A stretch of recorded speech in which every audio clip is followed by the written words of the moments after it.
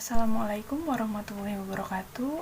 Nama saya Mutia Hasti Hildani dengan nomor NIM 112110441 dari kelas MA 21C06 Prodi Manajemen dari Universitas Pelita Bangsa.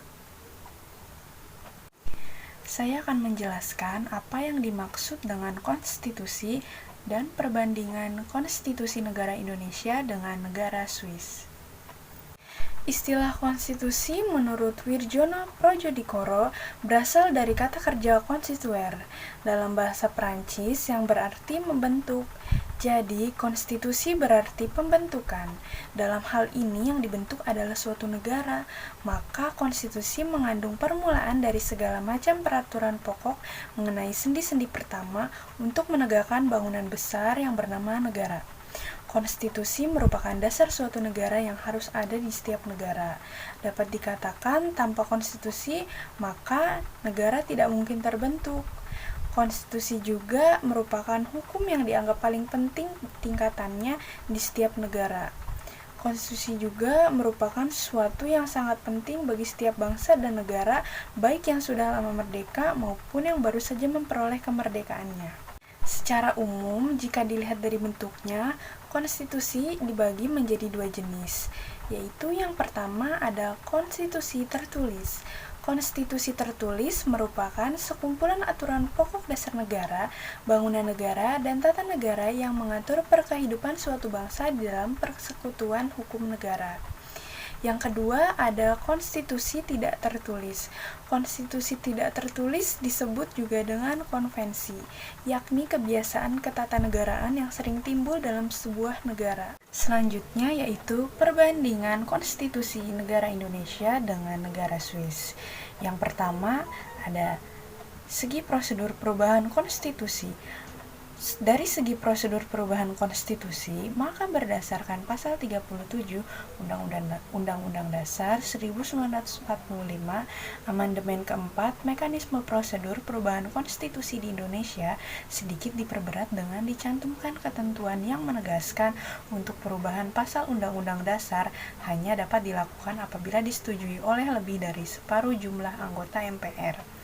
Berbeda dengan prosedur perubahan konstitusi federal negara Swiss yang bersifat rigid. Prosedur perubahan konstitusi di Swiss diatur dalam pasal 138 sampai dengan pasal 139 konstitusi Swiss.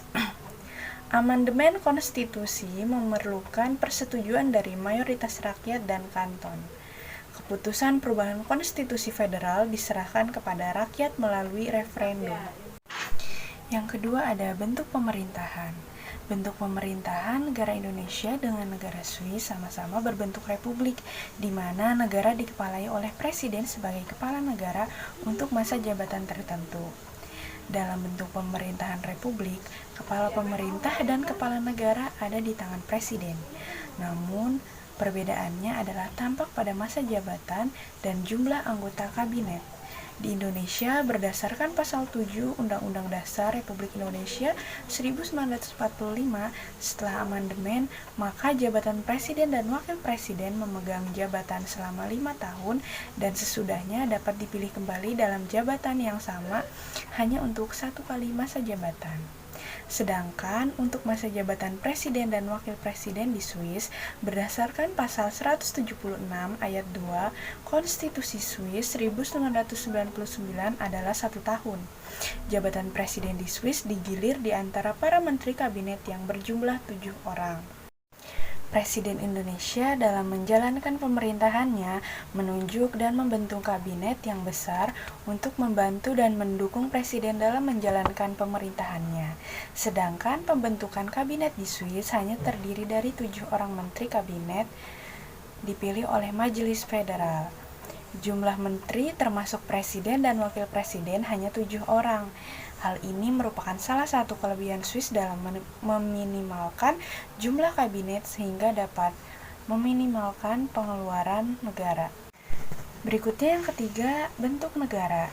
Menurut Pasal 1 Ayat 1 Undang-Undang Dasar 1945, amandemen dinyatakan bahwa bentuk negara Indonesia adalah negara kesatuan, sedangkan bentuk negara Swiss adalah negara serikat atau federal. Semenjak tahun 1848, karena Swiss mengadopsi konstitusi federal. Lepas dari perbedaan bentuk negara, pada dasarnya terdapat persamaan antara negara serikat atau federal dan negara kesatuan, yaitu bersistem desentralisasi. Pemerintahan pusat sebagai pemegang kedaulatan keluar, sama-sama memiliki hak mengatur daerah sendiri atau otonomi. Hal yang membedakannya ialah mengenai asal-usul hak mengurus rumah tangga sendiri itu.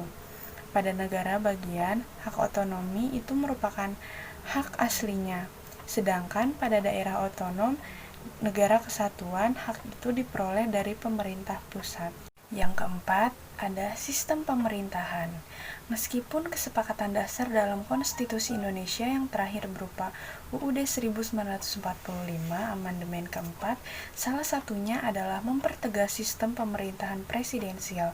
Namun pada kenyataannya Konstitusi UUD 1945 amandemen keempat justru memperkuat kedudukan DPR sebagai lembaga legislatif dan membatasi kewenangan presiden.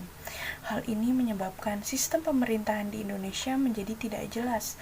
Apabila telah sepakat untuk mempertegas sistem pemerintahan presidensial, maka dalam konstitusi Indonesia harus diatur kembali mengenai sistem pemerintahan presidensial yang murni, sehingga penataan hubungan dan kewenangan antara legislatif dan eksekutif menjadi lebih jelas.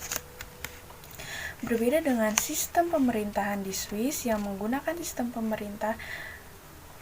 pemerintahan kolegial tampak lebih stabil dengan kepemimpinannya secara bersama-sama oleh 7 dewan federal, termasuk di dalamnya presiden dan wakil presidennya.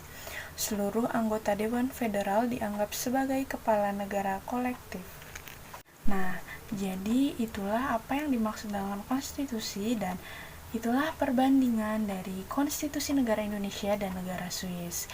Cukup sekian penjelasan dari saya, kurang lebihnya mohon maaf. Wassalamualaikum warahmatullahi wabarakatuh.